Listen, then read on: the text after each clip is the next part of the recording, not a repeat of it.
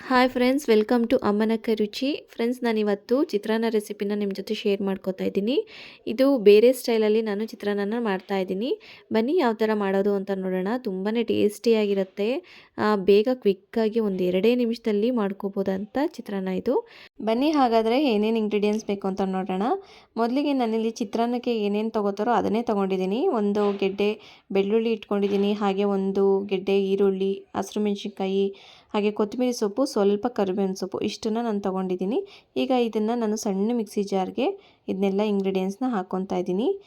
ಈ ರೆಸಿಪಿನ ನೀವೇನಾದ್ರೂ ಬೇಗ ಕ್ವಿಕ್ಕಾಗಿ ಏನಾದರೂ ಮಾಡ್ಕೋಬೇಕು ಅಂತ ಅಂದ್ಕೊಂಡಿದ್ದಾಗ ಬೇಗನೆ ಮಾಡ್ಕೋಬೋದು. ಜಾಸ್ತಿ ಹಚ್ಕೊಳ್ಳೋ ಅವಶ್ಯಕತೆ ಇಲ್ಲ, ಬೇಗ ಬೇಗನೆ ಮಾಡ್ಕೊಂಬಿಡ್ಬೋದು.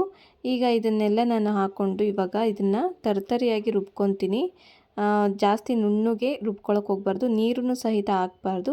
ಆ ರೀತಿ ಇದನ್ನು ಇವಾಗ ನಾನು ತರ್ತರಿಯಾಗಿ ರುಬ್ಕೊಂಡಿದ್ದೀನಿ.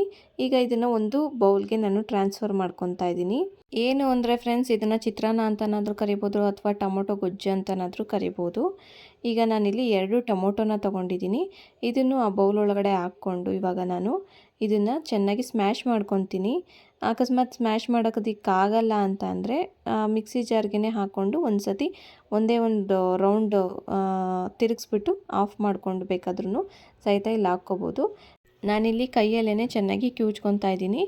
ಕೈಯಲ್ಲಿ ಈ ಥರ ಕಿವುಚ್ಕೊಂಡು ಮಾಡೋದ್ರಿಂದ ಅದು ಎಕ್ಸ್ಟ್ರಾ ಟೇಸ್ಟೇ ಬರುತ್ತೆ. ಕೆಲವ್ರಿಗೆ ಗೊತ್ತದು, ಕೈಯಲ್ಲಿ ನಾವು ಏನೇ ಪದಾರ್ಥಗಳನ್ನ ಈ ರೀತಿ ಕಿವುಚಿ ಮಾಡೋದ್ರಿಂದ ಅದು ಎಕ್ಸ್ಟ್ರಾ ಟೇಸ್ಟೇ ಕೊಡುತ್ತೆ. ಈಗ ನಾನು ಇದಕ್ಕೆ ಒಂದು ಚಿಟಿಕೆ ಅರಿಶಿನ, ಹಾಗೆ 1 ಟೇಬಲ್ ಸ್ಪೂನಷ್ಟು ಸಾಂಬಾರು ಪುಡಿ, ಹಾಗೆ ರುಚಿಗೆ ತಕ್ಕಷ್ಟು ಉಪ್ಪು, ಕಾಶ್ಮೀರಿ ಚಿಲ್ಲಿ ಪೌಡ್ರನ್ನ ಹಾಕ್ಕೊಂಡು ಇವಾಗ ಇದನ್ನು ಮತ್ತೆ ಚೆನ್ನಾಗಿ ಕಲಿಸ್ಕೊತಾ ಇದ್ದೀನಿ. ಈ ರೆಸಿಪಿ ಅಂತೂ ತುಂಬಾ ಸ್ಪೈಸಿಯಾಗಿರುತ್ತೆ. ಹಾಗೆ ಏನಾದ್ರೂ ಬಾಯಿ ಕೆಟ್ಟೋಗಿರುತ್ತಲ್ಲ, ಆವಾಗ ಈ ಒಂದು ರೆಸಿಪಿನ ಮಾಡ್ಕೊಂಡು ಬೇಕಾದ್ರೆ ತಿನ್ಬೋದು. ಇವಾಗ ನೋಡಿ ಇದನ್ನು ಎಲ್ಲ ರೆಡಿ ಮಾಡಿ ಇಟ್ಕೊಂಡಿದ್ದೀನಿ. ಇವಾಗ ಇದಕ್ಕೆ ಒಗ್ಗರಣೆ ಹಾಕ್ಕೊಂಬಿಡೋಣ. ಅದಕ್ಕೋಸ್ಕರ ನಾನಿಲ್ಲಿ ಬಾಣಲಿಗೆ ಒಂದು 3 ಟೇಬಲ್ ಸ್ಪೂನಷ್ಟು ಎಣ್ಣೆನ ಹಾಕ್ಕೊತಾ ಇದ್ದೀನಿ. ಎಣ್ಣೆ ಕಾದ್ಮೇಲೆ ಸಾಸಿವೆನ ಹಾಕ್ಕೊತಾ ಇದ್ದೀನಿ. ಬೇಕಾದರೆ ನೀವು ಕಡಲೆ ಬೀಜ ಹಾಕ್ಕೋಬೋದು, ಕಡಲೆಬೇಳೆ ಹಾಕ್ಕೋಬೋದು, ಉದ್ದಿನಬೇಳೆ ಹಾಕ್ಕೋಬೋದು. ನಾನಿಲ್ಲಿ ಬರೀ ಎಣ್ಣೆ ಮತ್ತು ಸಾಸಿವೆನ ಒಗ್ಗರಣೆ ಹಾಕ್ಕೊತಾ ಇದ್ದೀನಿ. ಇದನ್ನು ಬೇಕಾದರೆ ಅನ್ನದ ಜೊತೆಗೆ ಬಿಸಿ ಬಿಸಿ ಅನ್ನ ಇರಬೇಕು, ಎಷ್ಟು ಚೆನ್ನಾಗಿರುತ್ತೆ ಗೊತ್ತಾ. ಅನ್ನದ ಜೊತೆಗೆ, ಹಾಗೆ ದೋಸೆ, ಚಪಾತಿ ಮತ್ತು ರೊಟ್ಟಿ ಜೊತೆಗೆ ತುಂಬಾ ಒಳ್ಳೆ ಕಾಂಬಿನೇಷನ್ನು. ಒಗ್ಗರಣೆ ಹಾಕಿದ ತಕ್ಷಣ ಎಷ್ಟು ಚೆನ್ನಾಗಿ ಅರೋಮಾ ಬರ್ತಾಯಿತ್ತು ಅಂತಂದರೆ ಮನೆ ತುಂಬ ಹರಡ್ಕೊಂಬಿಟ್ಟಿತ್ತು, ಅಷ್ಟು ಚೆನ್ನಾಗಿತ್ತು. ಏಕೆಂದರೆ ಬೆಳ್ಳುಳ್ಳಿ ಎಲ್ಲ ಹಾಕಿರೋದ್ರಿಂದ ತುಂಬಾ ಚೆನ್ನಾಗಿ ಅರೋಮಾ ಬರ್ತಾಯಿತ್ತು. ಈಗ ಇದನ್ನು ಸ್ವಲ್ಪ ನೀರನ್ನು ಹಾಕ್ತಲೇ ಹಾಗೆ ಫ್ರೈ ಮಾಡ್ಕೋಬೇಕು, ಎಣ್ಣೆ ಬಿಡೋವರೆಗೂ ಫ್ರೈ ಮಾಡ್ಕೋಬೇಕು. ಆವಾಗವಾಗ ತಿರುಗಿಸ್ತಾ ಇರಬೇಕು, ಇಲ್ಲಾಂದರೆ ತಳ ಹಿಡಿದು ಬಿಡುತ್ತೆ. ಅದರಿಂದ ನೋಡಿ ಇವಾಗ ಸೂಪರಾಗಿರೋವಂಥ ಗೊಜ್ಜು ರೆಡಿ ಆಯಿತು, ಬೇಗನೆ ಕ್ವಿಕ್ಕಾಗಿ ರೆಡಿ ಆಗೋಯಿತು. ಈಗ ನಾನು ಇದನ್ನು ಎಷ್ಟು ಬೇಕೋ ಅಷ್ಟು ಗೊಜ್ಜಿಗೆ ಅನ್ನನ ಹಾಕಿ ಕಲಿಸ್ತಾ ಇದ್ದೀನಿ. ಇವಾಗ ನೀಟಾಗಿ ಅದನ್ನ ಎಲ್ಲ ಕಲಿಸ್ಕೋಬೇಕು.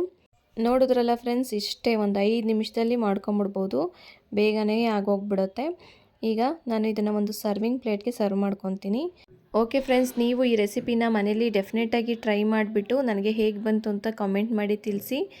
ಹಾಗೆ ಈ ರೆಸಿಪಿ ನಿಮಗೇನಾದರೂ ಇಷ್ಟ ಆಯಿತು ಅಂತ ಅಂದರೆ ನನ್ನ ಚಾನಲ್ನ ಸಬ್ಸ್ಕ್ರೈಬ್ ಮಾಡ್ಕೊಳ್ಳಿ. ಹಾಗೆ ನಿಮ್ಮ ಫ್ರೆಂಡ್ಸ್ ಆ್ಯಂಡ್ ಫ್ಯಾಮಿಲೀಸ್ಗೆ ಶೇರ್ ಮಾಡಿ. ಹಾಗೆ ರೆಸಿಪಿ ಇಷ್ಟ ಆದರೆ ಒಂದೇ ಒಂದು ಲೈಕ್ ಮಾಡಿ, ಓಕೆನಾ. ಹಾಗೆ ಹೇಗೆ ಬಂತು ಅಂತ ಕಮೆಂಟ್ ಮಾಡೋದನ್ನ ಮರಿಬೇಡಿ. ನಾನು ನೆಕ್ಸ್ಟ್ ರೆಸಿಪಿಯೊಂದಿಗೆ ಸಿಗ್ತೀನಿ. ಅಲ್ಲಿವರೆಗೂ take care, bye. Thank you for watching.